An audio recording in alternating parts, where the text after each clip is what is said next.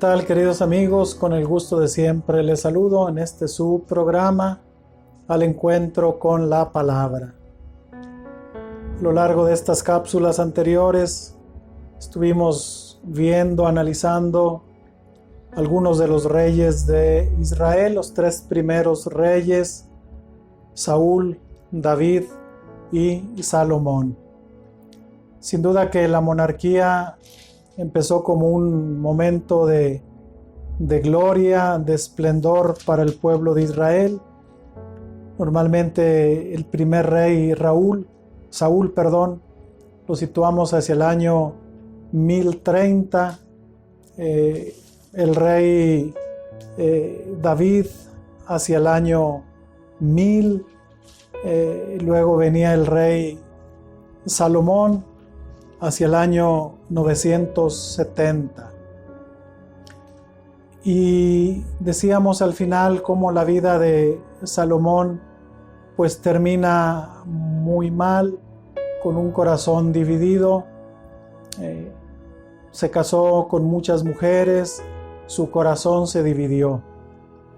Y entonces, pues a los ojos de Dios eso no fue bien visto, que se introdujeran otras costumbres, culto a otros dioses, y empieza pues un ambiente muy desfavorable para la fe.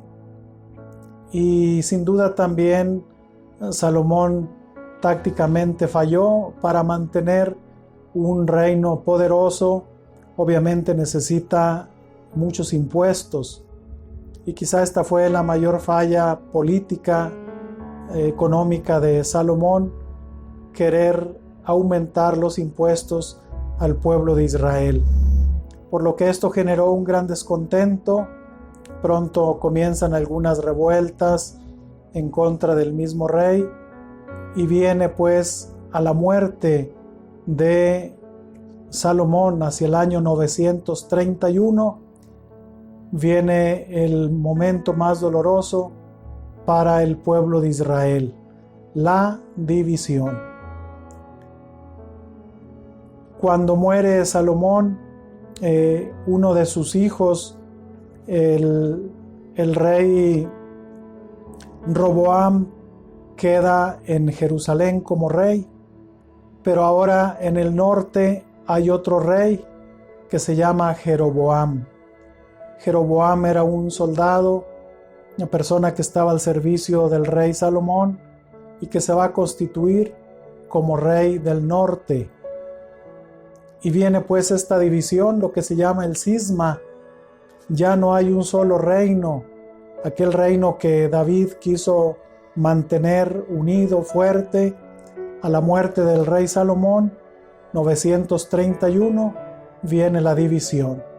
Ya tenemos dos reinos, en la parte norte, en la parte de la Galilea y la Samaria, el reino de Israel, cuya capital será Samaria, y en el sur encontraremos el reino de Judá, cuya capital seguirá siendo Jerusalén.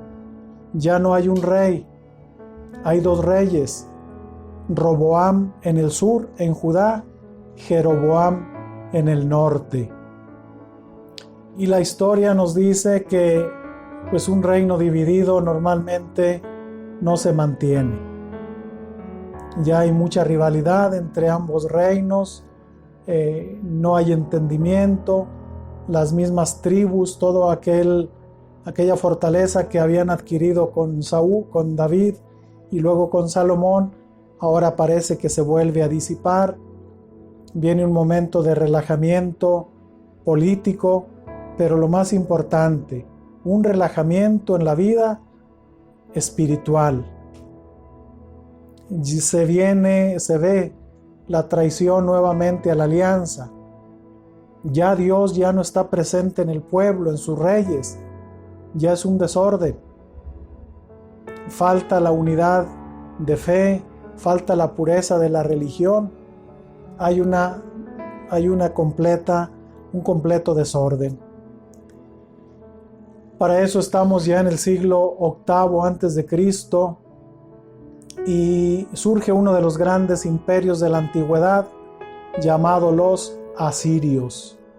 Recordemos que la capital de Asiria era Nínive, aquella capital donde es enviado el profeta Jonás a predicar, ¿lo recuerdan? Nínive es una de las grandes potencias del Oriente. Estamos en el siglo VIII antes de Cristo y surge pues este movimiento expansivo. Los asirios se van expandiendo, van conquistando nuevas tierras y quieren llegar y llegan incluso hasta la parte norte de Israel. Y vendrá uno de los momentos más dolorosos también, que es la destrucción del reino del norte. Estamos en el año 721, 722 a.C., cuando los asirios destruyen el reino del norte. A partir de este momento se pierde toda esa región, se pierde toda esa parte del norte, queda solamente reducido Israel al sur, a Judá, a Jerusalén, donde subsistirán todavía algunos años, algunos siglos, pero es un momento muy, muy doloroso. Se ha perdido gran parte de Israel. Ya sirven a los asirios. Ya los asirios han hecho una mezcla también de religión. De ahí va a surgir lo que llamamos los samaritanos. Los samaritanos serán una mezcla de judíos habitantes en el norte de Israel con los habitantes de Asiria. Se hace una mezcla de fe, un intercambio de razas, y surgirán los samaritanos, que aún en tiempos de Jesús pues no se veían bien los judíos del sur. Los judíos que conservaban su pureza no se llevaban bien con los samaritanos del norte. Una gran rivalidad. Esto pues nos da a entender que donde hay división, pues tarde que temprano las cosas caen. Israel logró durante muchos años ser un pueblo unido, fuerte, pero era fuerte porque Dios estaba con ellos, porque el pueblo y sus reyes eran obedientes a Dios. En cambio, cuando los reyes dejan de escuchar a Dios, cuando el pueblo ya no quiere ser fiel a la alianza, cuando se buscan otros dioses más fáciles, otros dioses menos exigentes, pues viene la autodestrucción. No es que Dios destruya al pueblo, es el pueblo que sin Dios ya no tiene fuerza, ya no tiene ese sentido de pertenencia, y entonces ya no hay unidad, se sirve a cualquier dios, y obviamente las costumbres se vienen por el suelo, sobre todo las costumbres en relación a la pureza de la fe. Se entremezclan otras cosas, principalmente relacionadas con los matrimonios mixtos, es decir, judíos con personas no judías. Viene pues un relajamiento en todo, y esto va a llevar a la destrucción. Una gran lección que nos deja pues esta cápsula: no dejemos que se nos arranque la pureza de nuestra fe. No dejemos que se debilite nuestra fe. No dejemos que el demonio entre por una rendija en nuestra vida, porque terminará destruyéndonos. San Pedro nos dirá: manténganse firmes.